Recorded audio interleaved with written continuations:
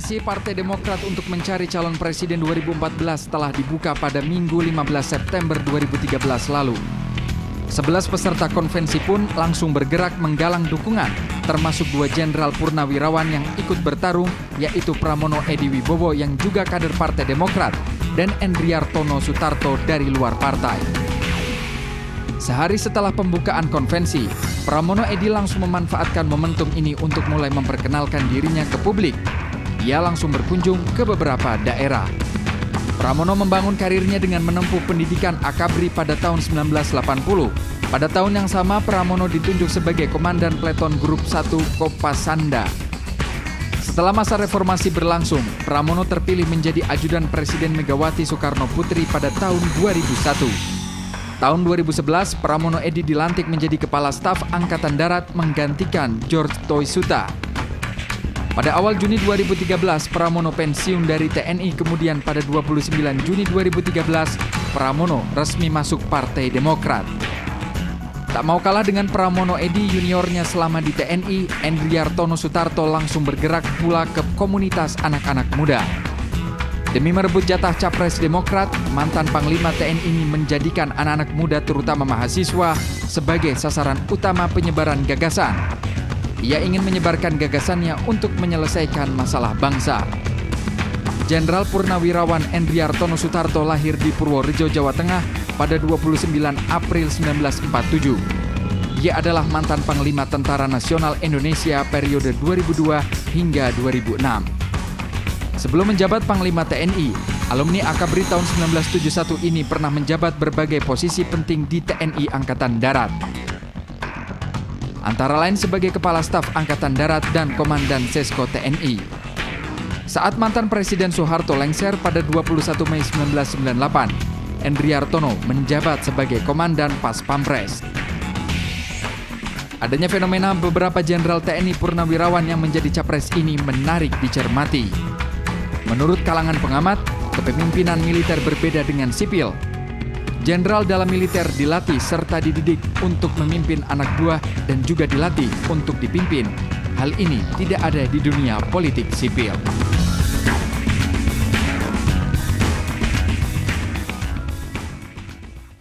Iya, Pak Pemirsa, selamat malam. Anda masih bersama kami di Adaba Berita. Dan tadi kita sempat melihat cuplikan bahwa ada kompetisi 2 jenderal purnawirawan TNI yang mengikuti konvensi calon presiden dari Partai Demokrat. Inilah yang akan kami bahas selama 1 jam mendatang.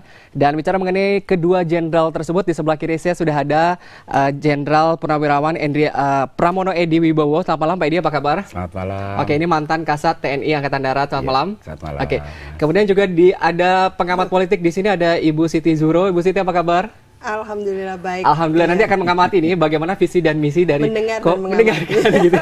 Oke, dan ini tidak kalah pentingnya di sini sudah hadir juga Jenderal Purnawirawan TNI yaitu Bapak Endriartono Sutarto. Selamat malam, Pak Tarto. Selamat malam, Saudara. Iya, dan pemirsa, Anda juga bisa bergabung bersama kami di sini di line telepon 021 515 5111. Ini menarik begitu ya. Ada kompetisi 2 jenderal di sini, tapi saya mau tanya Pak Edi dulu. Yeah. Pak Edi, kenapa Anda tertarik mengikuti konvensi capres dari Partai Demokrat ini? Terima kasih, pada kesempatan ini mungkin saya bisa menjelaskan bahwa Partai Demokrat memberi peluang untuk para putra-putri terbaik bangsa ini menjadi pemimpin negara ini. Di mana saya juga termasuk salah satu putra dari negara Indonesia dan sekaligus sebagai anggota dari Demokrat mempunyai kesempatan untuk ikut dalam kompetisi ini. Ya, udah siap jadi presiden, Pak Edi? Alhamdulillah saya menyiapkan diri. Tapi kalau Pak Tarto sendiri, Pak Tarto kesiapannya sejauh mana Pak Tarto untuk mengikuti konvensi Partai Demokrat ini? Kesiapannya? Iya, kalau nggak siap nggak ikut gitu. Iya, tapi bicara mengenai ini sepak terjang Pak Tarto masuk ke dunia politik ini, sempat mendengar begitu ya bahwa tahun 2013 kemarin ini awal-awal sempat disebut calon presiden dari Partai Nasdem. Ya. Iya, begini. Pada prinsipnya saya memang memasuki dunia politik karena ada dorongan keprihatinan ya. Karena kehidupan masyarakat kita yang masih banyak. Setelah 68 tahun kita merdeka, masih ada sekian juta rakyat kita yang hidup dengan kurang dari Rp10.000 per hari. Rp10.000 itu kan Rp300.000 sebulan gitu. Mereka hidup dengan hanya uang sebesar itu dan jumlahnya masih besar. Lalu kita juga melihat adanya ketimpangan yang demikian tinggi. Di satu sisi kita banyak sekali orang-orang yang masuk ranking terkaya di dunia, tapi sisi lain juga masih ada yang hidup hari itu aja masih bingung begitu. Sementara sebetulnya kalau kita tahu ada amanat yang ada di pembukaan Undang-Undang Dasar kita yang mengisyaratkan bahwa negara kita didirikan untuk memberi kemakmuran kepada segenap warga negaranya. Begitu. Nah, barangkali dengan saya ikut itu bisa membantu mendorong mereka yang masih di bawah sekarang untuk bisa juga menikmati kemerdekaan. Oke, Pak Tarto, pandangan Anda begitu untuk membawa Indonesia ini seperti negara mana sih gitu? Kalau boleh kasih gambaran. Ya tidak seperti mana-mana, seperti Republik Indonesia. Oke. Seperti Republik Indonesia yang dicita-citakan oleh para founding fathers kita, begitu, sebuah negara kesatuan Republik Indonesia yang didirikan dari suatu keberagaman. Ada orang Manadonya, ada orang Jawanya, ada orang Sundanya, ada orang Bataknya, dan sebagainya. Juga terdiri dari berbagai macam agama, ada yang Islam, ada yang ini.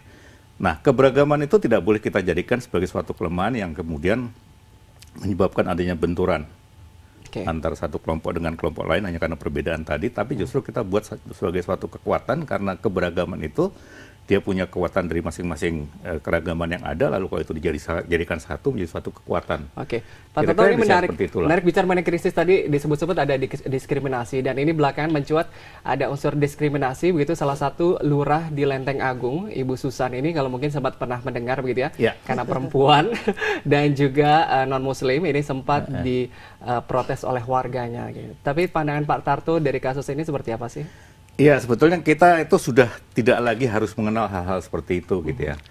Kalau dia warga negara Indonesia, maka dia berhak untuk menduduki jabatan apapun tanpa kita melihat lagi dia berasal dari suku mana, dari bangsa apa awalnya, lalu dia beragama apa, bahwa Islam menjadi agama mayoritas, itu suatu realita nggak bisa kita hilangkan. Tapi tidak berarti kemudian kita tidak memberi tempat kepada mereka-mereka yang tidak beragama Islam. Karena negara ini, saya katakan tadi dari awal sudah merupakan negara yang didirikan dari suatu keragaman. Yang itu harus tidak bisa tidak, itu kenyataan. Oleh karena itu, mari kita melihat kenyataan itu, dari sana kita bisa memposisikan semua orang sama. Artinya Anda mendukung dicopot begitu atau dilanjutkan? Ya, kinerja, tinggal kita lihat kinerja. Tidak melihat lagi dia dari suku bangsa apa, dari agama apa, tapi kinerja. Kalau dia sebagai seorang lurah yang itu adalah pemimpin di suatu kelompok masyarakat, lalu kinerjanya tidak bisa menjalankan seperti apa yang diharapkan oleh masyarakat, ya dicopot. Dicopotnya karena kinerja yang tidak bagus. Atau kalau dia bagus, ya dia nggak boleh dicopot. Gitu. Iya, menarik pemirsa. Kami masih akan ajak Anda untuk melihat bagaimana kesiapan dan juga visi misi dari kedua Jenderal Purnawirawan ini. Nanti ada pengamat politik juga yang tentunya akan mengomentari visi misi mereka. Tapi kita break sejenak, tetap bersama kami di Ada Apa Berita.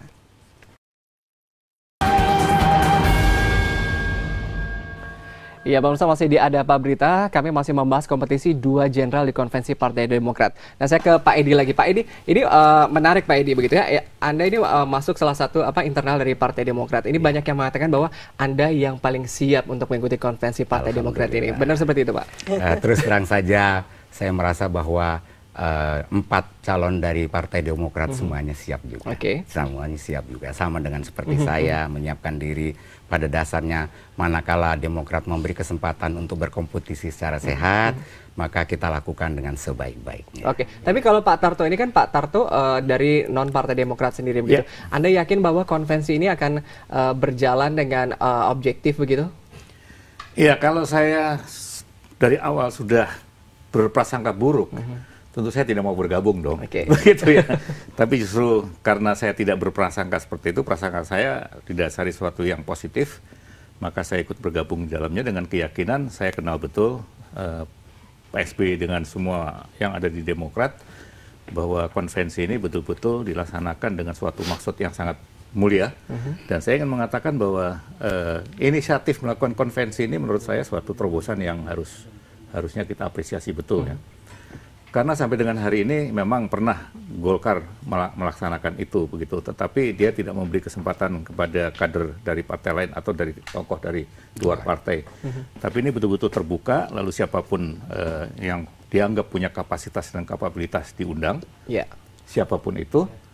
Kemudian ini memberi kesempatan kemudian bukan hanya orang-orang tertentu yang memang memiliki partai atau menjadi ketua umum partai, tetapi siapapun yang dianggap punya kapabilitas dan maka dia diberi kesempatan. Itu menurut saya harusnya menjadi suatu start awal untuk kalau setahun ini pemilu sekarang belum diikuti oleh partai-partai lain, tapi pada pemilu berikutnya harusnya itu juga sudah diikuti oleh partai-partai lain. Oke, menarik. Nah, Bu Siti Zuro, Bu Siti, di konvensi Partai Demokrat ini ada 2 jenderal purnawirawan begitu, tapi kalau untuk survei beberapa lembaga LSM sendiri ini ada beberapa jenderal yang masuk dalam bursa Capres 2014. Di situ diantaranya ada Pak Prabowo, kemudian juga ada Pak Wiranto sendiri. Pandangan Bu Siti gitu ya terkait persaingan bintang di Capres 2014 ini. Iya, akan terjadinya kompetisi antar bintang ya. Jadi bukan hanya artis tapi jenderal. Ini bukan yang pertama kali. Dalam sejarah politik Indonesia, selalu kalau merefer ke Indonesia itu tidak bisa dipisahkan dari keterlibatan militer dalam politik. Jadi berbicara politik di Indonesia juga berbicara tentang militernya. Dan ini ada kesejarahan yang panjang yang membuat kita juga menyaksikan mengapa yang namanya personel militer itu ada semacam, kalau tadi Pak Tarto dan Pak Edi yang mengatakan, ada semacam panggilan gitu.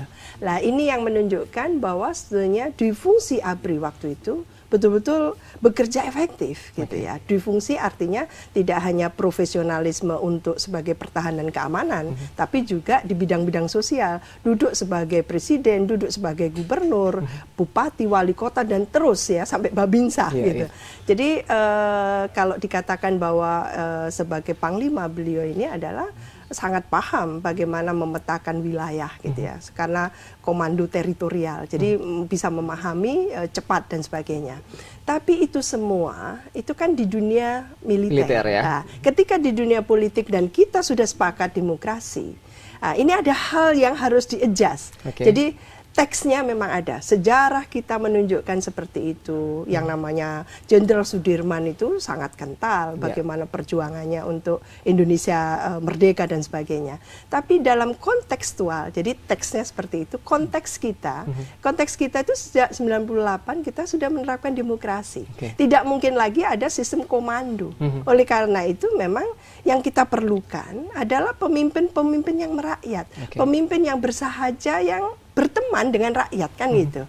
Lah ini yang sosok-sosok seperti itu yang sedang diidolakan oleh rakyat. Tapi kalau lalu jenderal menunjukkan kejeneralannya gitu, nanti dulu kita tidak sedang ada di barak kan gitu. Jadi itu yang membedakan. Jadi apakah Pak Tarto nanti dikompetisikan secara fairness gitu ya, secara adil, itu akan juga sangat mengundang gitu ya dukungan, karena untuk menjadi pemimpin nasional itu ada 3 hal.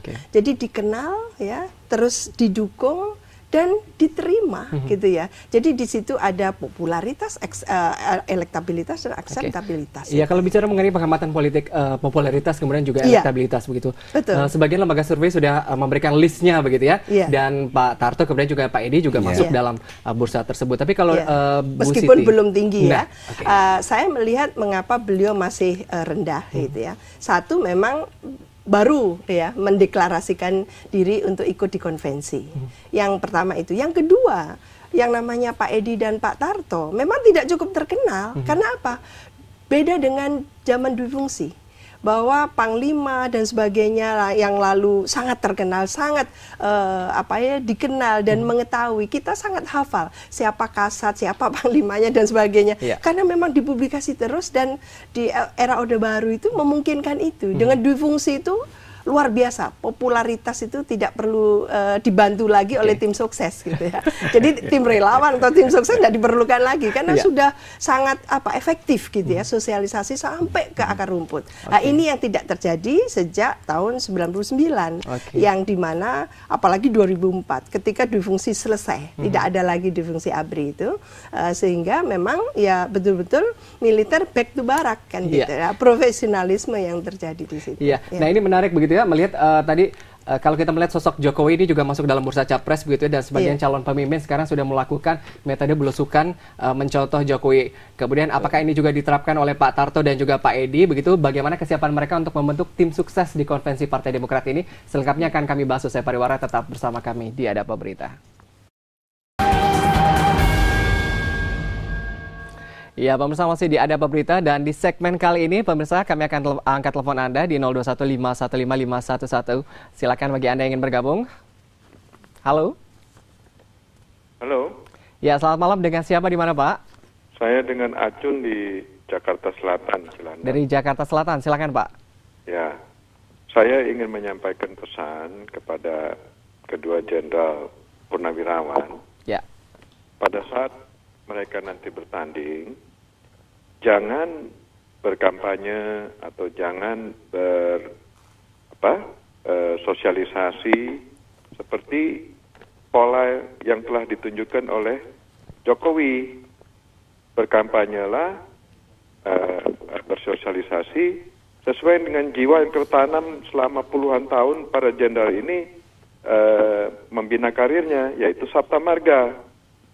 Sistem hankam rata kita, kalau ditarik ke ujung awal berdirinya itu, sudah menyatukan chemistry antara ABRI dengan rakyat. Oke. Atau itu sebagai Pak Acun dari militer juga, Pak Acun? Perang gerilya. Itu saja pesan saya kepada kedua jenderal ini yang saya hormati. Iya, Pak Acun dari militer juga? Enggak, saya Oh, swasta. enggak. Oke. Sipil juga. Makasih ya, Pak Acun ya. Ini tadi mungkin terkait dengan pertanyaan saya begitu ya. Ini banyak calon pemimpin yang sudah mulai mengadopsi cara belusukannya Jokowi tadi. Ini akan diterapkan juga, Pak Edi? Ya, ini terima kasih. Sebelum saya menjawab apa yang saya lakukan, saya juga ingin menjawab atau menjelaskan apa yang disampaikan oleh Ibu Siti, di mana kenapa sekarang tentara seorang jenderal tidak begitu dikenal oleh masyarakat luas. Karena memang tentara sudah meninggalkan yang namanya dui fungsi itu. Jadi dia betul-betul fokus pada tugas militernya. Jadi itu menandakan bahwa memang kita sudah mereformasi diri, bahwa tidak seperti dulu lagi. Jadi dengan tidak dikenalnya dia di luar dari tugas-tugas militer, itu menandakan bahwa militer sudah mereformasi dan sesuai dengan tugas pokoknya. Itu mungkin sebagai jawaban mengapa kita tidak begitu dikenal seperti yang dulu-dulu. Yang kedua, terus terang saja yang disampaikan Pak Acun tadi, terima kasih. Kami punya kesempatan dengan mendekatkan diri kepada masyarakat dengan gaya kami masing-masing. Kalau ada gaya Jokowi yang bagus, kenapa tidak bisa ditiru? Tetapi juga ada cara lain yang bisa kita lakukan, bukan hanya gaya Jokowi saja. Tetapi prinsipnya adalah kita harus dikenal betul oleh masyarakat. Karena rakyat yang memilih. Andai kita tidak memperkenalkan diri, siapa yang nanti milih kita? Udah belusukan kemana aja, Pak Edi? Syukur alhamdulillah saya sudah masuk kira-kira 10 provinsi. 10 tetapi provinsi. Baru di provinsi-provinsi saja, belum sampai ke kabupaten. Tetapi itu cara saya juga memperkenalkan diri bahwa setelah saya tidak menjadi militer, harus dikenal. Kadang-kadang orang bisa mengenal saya pada saat saya menjadi jenderal, ada pangkatnya dan sebagainya. Begitu pakaian seperti ini mungkin orang harus mengenal lagi. Saya Agak dengan beda wajah sih. yang berbeda. Tapi kalau Pak Tarto sendiri belusukannya kemana aja nih? Kabarnya juga sudah menyiapkan tim sukses juga, Peter. Iya, pengenalan itu menjadi penting ya. Orang tidak akan memilih kalau orang tidak kenal. Ya. Oleh karena itu, kita memang harus berupaya semaksimal mungkin untuk mengenal. Tapi cara yang kita gunakan, ya sesuai dengan jati diri kita. Kita nggak boleh menjadi orang lain. Sebab kalau orang lain, katakanlah Pak Jokowi, menjadi terkenal dengan gayanya, lalu kita ikut, kita menjadi tidak Pak Jokowi, bukan. Diri kita sendiri bukan. Malah orang jadi aneh. Ini siapa ya yang tidak dikenal lagi malah. Ya, saya sependapat tadi apa yang menjadi disarankan. Jadilah diri kita sendiri, lalu dengan diri kita sendiri itu mari kita kenalkan.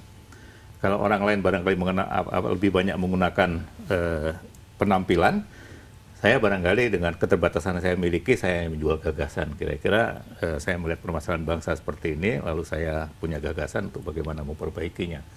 Kalau itu lalu diterima dan dianggap realistik, tidak mengawang-awang, maka silahkan menilainya, dan kalau sepakat, mari kita bangun negara ini, begitu.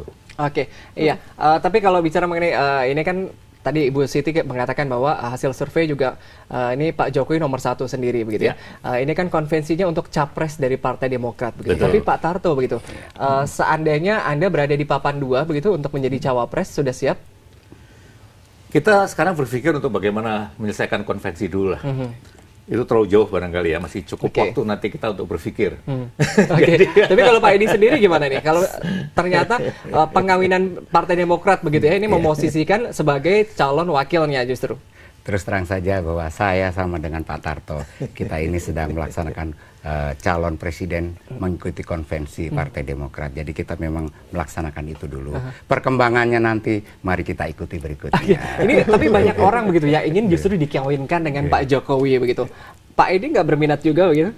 Saya kalau ditawari merupakan kehormatan bahwa saya diajak. Pada dasarnya saya menghormati apapun yang diberikan atau ditawarkan oleh yang lainnya. Tetapi saat ini saya tetap fokus pada apa yang saya lakukan di konvensi Partai Demokrat. Oke, tapi kalau Bu Siti ini melihat begitu bahwa metode belusukan begitu ya, mengenalkan diri kepada masyarakat sudah dilakukan oleh dua jenderal purnawirawan ini begitu ya. Tapi melihat dari elektabilitas kemudian juga popularitas meskipun masih 9-10 bulan lagi menuju ke Pilpres 2014 sendiri.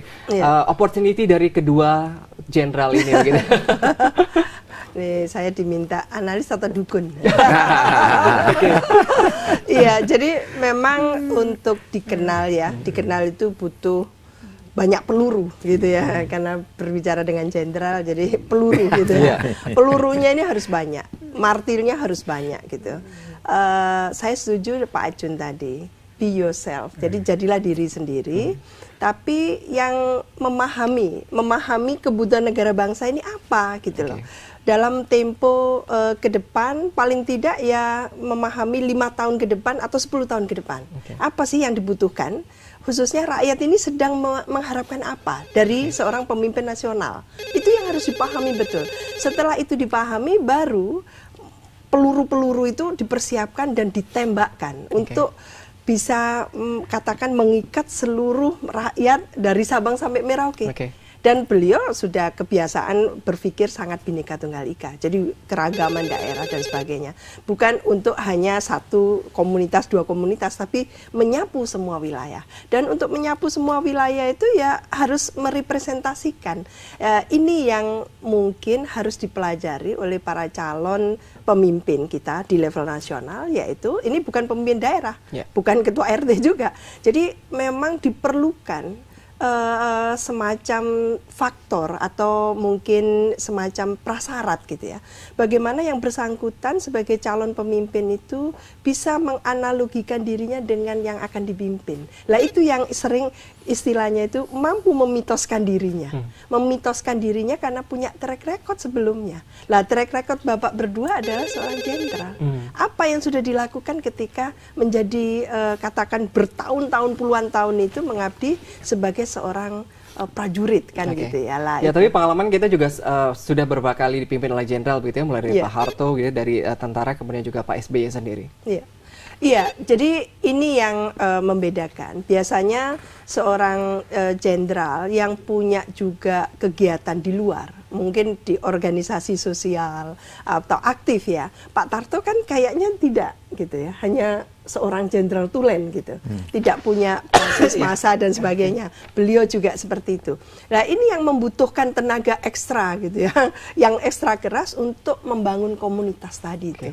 Nah tidak mungkin seseorang mendadak menjadi pemimpin, karena biasanya menjadi pemimpin itu dia juga pernah menjabat sebagai pejabat publik ya. Tidak di militer, tapi di publik. Mungkin kayak Pak SBY, mengapa sangat terkenal di 2004 ya karena pernah menjadi menteri, kan seperti itu.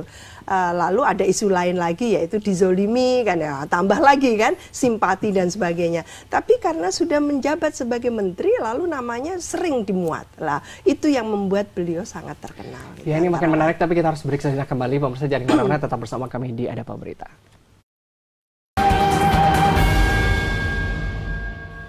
Ya, pemirsa masih di Ada Apa Berita, masih membahas mengenai konvensi Partai Demokrat. Di sini ada dua jenderal begitu, perang bintang di sini hadir di konvensi Partai Demokrat, dan hadir juga di sini masih bersama Pak Pramono Edi, kemudian juga ada Pak Endiarto Sutarto. Tapi kalau saya ke Pak Edi sendiri, Pak Edi, ini lagi tadi saya bicara ini banyak begitu, ini bukan rumor lagi, semua sudah tahu bahwa kedekatan Pak Edi dengan keluarga SBY ini sangat dekat begitu. Ini bahkan kabarnya sendiri Bapak ini bagian dari dinasti Ckeas begitu. Terima kasih, menjawab ini memang banyak ditanyakan oleh wartawan. Andai ketemu saya di perjalanan dalam rangka saya memperkenalkan diri ke daerah-daerah. Memang kedekatan saya tidak bisa dipisahkan dengan Pak SBY atau Ibu Ani. Sejak Ibu Ani menikah dengan Pak SBY, pada saat itu pangkatnya masih Letnan 1, secara otomatis saya adalah adik iparnya SBY. Jadi tidak bisa ditolak. saya tidak memperkirakan atau tidak menduga suatu saat Pak SBY menjadi presiden. Jadi kedekatan saya dengan Pak SBY ya tidak bisa dipisahkan, dan saya terima juga. Masalah dinasti Cikeas sebetulnya tidak juga demikian. Misalnya pada saat pemilihan ketua umum yang kita lakukan atau dilakukan di Bandung dulu, itu diberi kesempatan kepada yang lain juga bisa ikut serta dalam mengambil porsi sebagai ketua umum dari Demokrat. Tidak ditunjuk secara langsung. Jadi saya sendiri baru bergabung setelah saya mengakhiri ikatan dinas di militer. Jadi salah begitu Pak kalau ada yang bilang bahwa konvensi Partai Demokrat ini ruang yang disediakan Pak SBY begitu untuk Bapak bisa lolos menjadi capres. Sangat tidak tepat mungkin ya perkiraan begitu.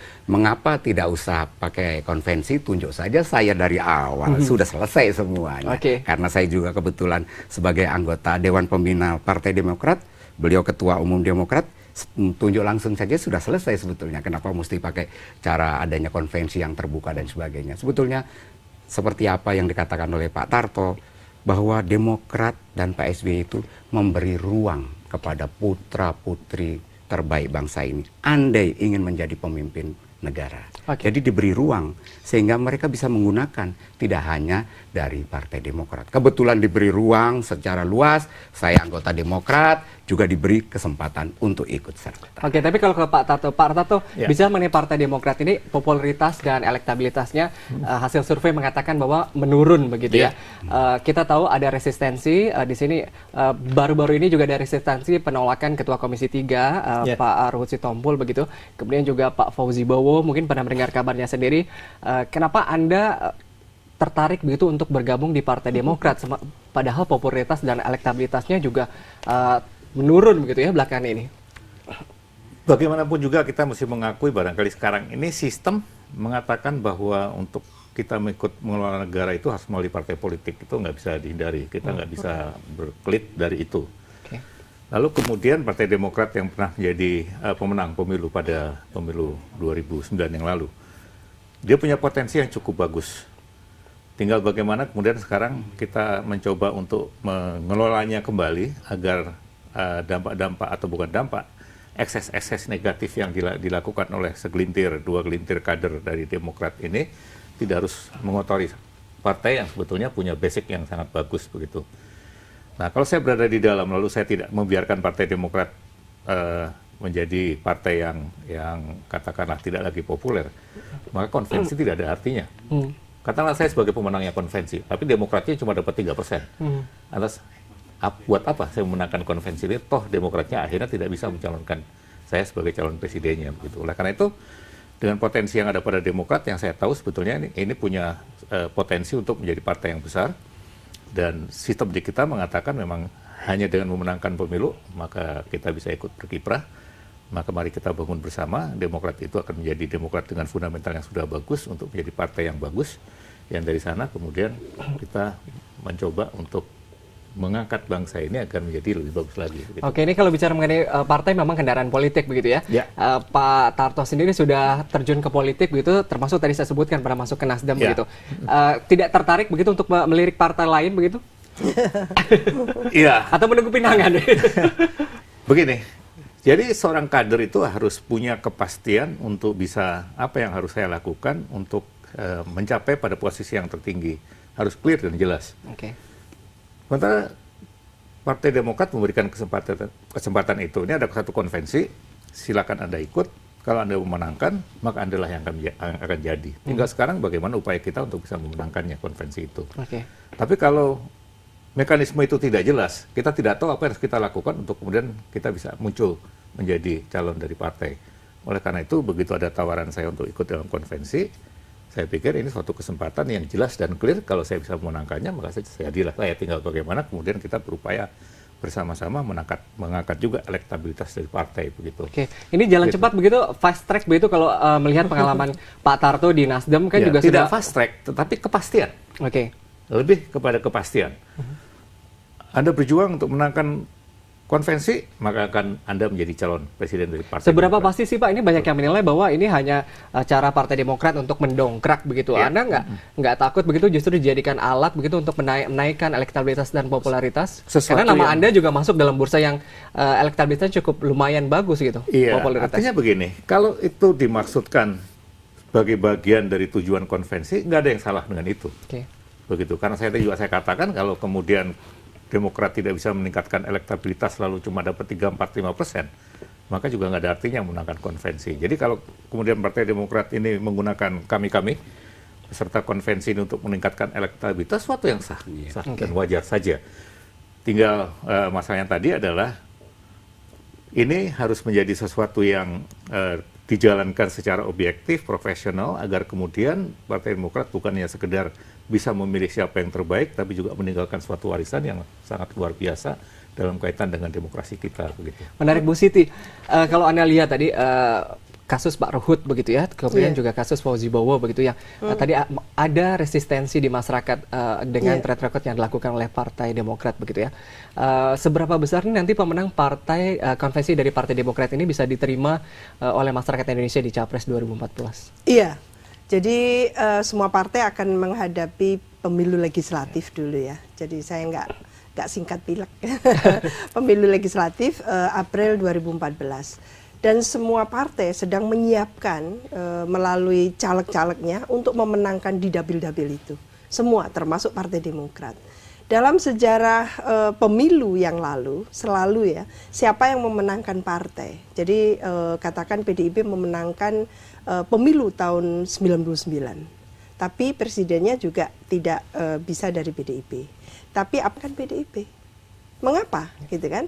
Jadi masyarakat itu sebetulnya warga negara Indonesia mulai mereview apa yang sudah dilakukan seorang Megawati sebagai presiden dan PDIP-nya gitu ya, ketika memimpin menggantikan Gus Dur sampai ke 2004 itu. Sehingga adalah semacam apa ya, ada penilaian tertentu dan menjadikan PDIP tidak menang. Yang menang adalah lalu Golkar di situ. Nah, Golkar menang juga tidak menjadi presiden ya, calonnya tidak menjadi presiden, justru Pak SBY. Lah, ini luar biasa. Apa yang terjadi dengan pemilu di Indonesia, demokrasi di Indonesia, ini sangat unik, sangat khas gitu ya. Kekhasan tadi itu yang menimbulkan satu satu penilaian atau argumen bahwa kita memang tidak bisa mencontoh demokrasi apapun untuk diterapkan mentah-mentah di Indonesia. Karena kekhasan tadi ketika memilih pemimpin, satu contoh. Ini connect banget gitu ya, langsung nyambung dengan perilaku atau nilai-nilai budaya kita sendiri. Jadi nilai-nilai budaya kita ini ya waktu itu tahun 2004 itu kesohor banget seorang pemimpin yang santun. Berlanjut ke 2009 santun lagi kan gitu. Tapi Bu Siti kalau kita melihat ini kan 11 nama begitu ya, artinya sudah ada pagar yang disiapkan oleh Partai Demokrat, 11 nama yang lolos masuk konvensi Partai Demokrat. Jadi 11 nama ini tentunya sudah bisa dibaca. Bagaimana figur nanti yang terpilih dari konvensi Partai Demokrat ini? Jadi saya belum menjawab bagaimana kesempatan peluang ya di pemilu legislatif. Karena Pak SBY ini 2 periode loh, nggak main-main. 2004 ke 2009, 2009 ke 2014. Menurut saya ini klimaks penilaian masyarakat terhadap Pak SBY. Klimaks. Apa legacy, warisan yang sudah diberikan oleh Pak SBY kepada negeri ini. Itu akan dinilai habis gitu ya. Ketika pemilu legislatif itu akan direview habis gitu. Lah, penilaian ini nanti silahkan kita wait and see ya. Tapi sudah bisa diduga gitu ya, bahwa sulit bagi Demokrat untuk memenangkan kompetisi di pemilu legislatif itu karena sangat ketat ini 12 partai. Menarik ini, apakah dari 11 nama yang muncul kan begitu sudah bisa terlihat tadi di pileg? Betul. Jadi tentunya konvensi ini termasuk relatively mendongkrak ya, bahwa Partai Demokrat sudah sangat pro dengan model-model demokrasi. Jadi konvensi dengan demokrasi ini kan connect. Jadi dengan cara-cara konvensi seperti ini membuka peluang dan sebagainya, ada calon alternatif dan sebagainya diakomodasi ya, kayak Dahlan Iskan, Gita Wirjawan dan sebagainya, itu tentu positif bagi Demokrat.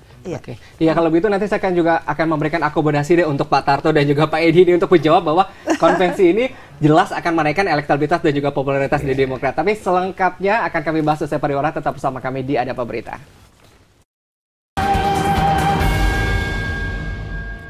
Iya, Pak Pemirsa masih di Ada Apa Berita dan pembahasan masih kami lanjutkan. Tapi Pak Edi, ini menarik ya, sebagai salah satu peserta konvensi Partai Demokrat begitu ya. Kalau bicara mengenai Pak SBY begitu, banyak yang melihat bahwa Pak SBY ini menjadi satu kekuatan besar dari Partai Demokrat. Iya. Beranikah Anda mengkritik Pak SBY? Terus terang saja, dari apa yang saya sampaikan pada tanggal 15 kemarin, saya menyampaikan bahwa andai ada yang baik harus kita lanjutkan. Tetapi andai ada yang belum sempurna dan belum lengkap, kita selesaikan. Kepemimpinan seseorang itu tidak bisa hanya diselesaikan dalam 5 tahun.